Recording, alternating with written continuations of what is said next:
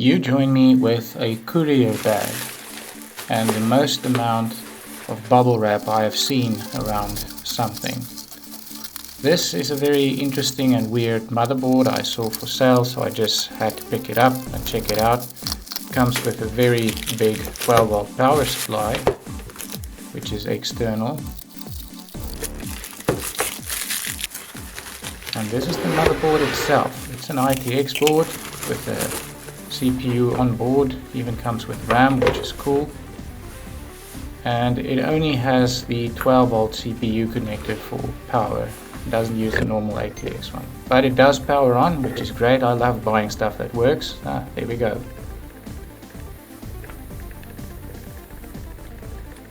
And there's our RAM, so everything's working fine. I was able to capture this glimpse of the manufacturer's logo, tab from Austria.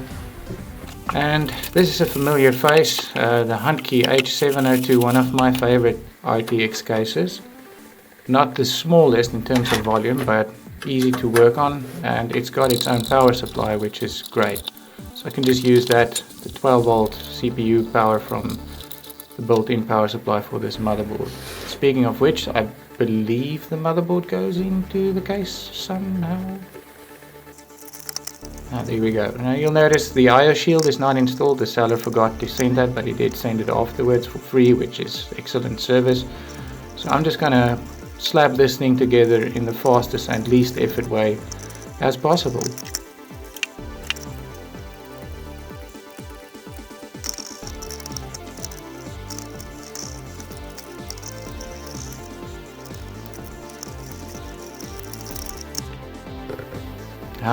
Beautiful. Absolutely no attempt at cable management. So let's test this out.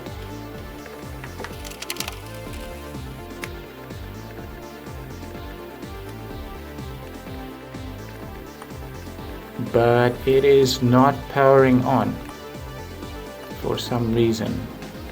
And it's not the power connector that's not connected. So those of you that know ATX, when you press the power button it goes to the motherboard, and the motherboard actually sends a signal then to the ATX power supply to power on the PS on signal pin. So you can bypass this by just putting in a paperclip or shorting that pin, and then effectively the power supply will always be on. So they're just wiggling it. It's not a good connection there, but I got it sorted out in the end. This motherboard does have a feature where you can tell it to either be always on or listen to the power button, so that was a jumper that I configured. So in the end it just behaved like a normal little mini ITX PC. It runs Windows 10 just great, and you can play most games on it as long as they're not too demanding. So let's check out a bit of Insane Off-Roader. This is running in 720p, which is the native resolution of this TV. But it plays pretty good.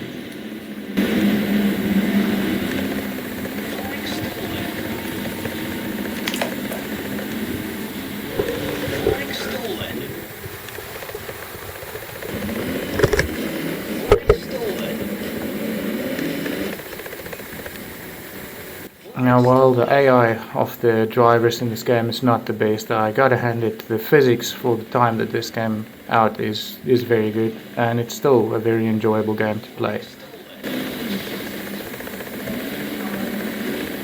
Just look at that driver, cool, calm and collected when he gets rammed in the rear.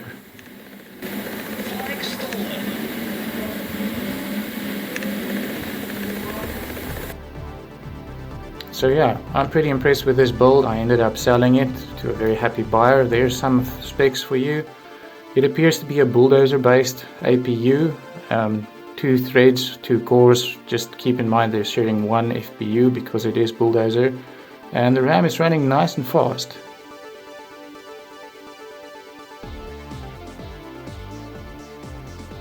There's some more shots of this beautiful little PC. Just look at that cool RAM with its heat spreader, specifically for Trinity PC, which is this motherboard's code name. I didn't try any other RAM in it, but I suppose it would work. And there it is with the IO shield that was sent to me. Pretty neat build if I have to say so myself, and I really enjoyed building up this PC. Thanks for watching. bye.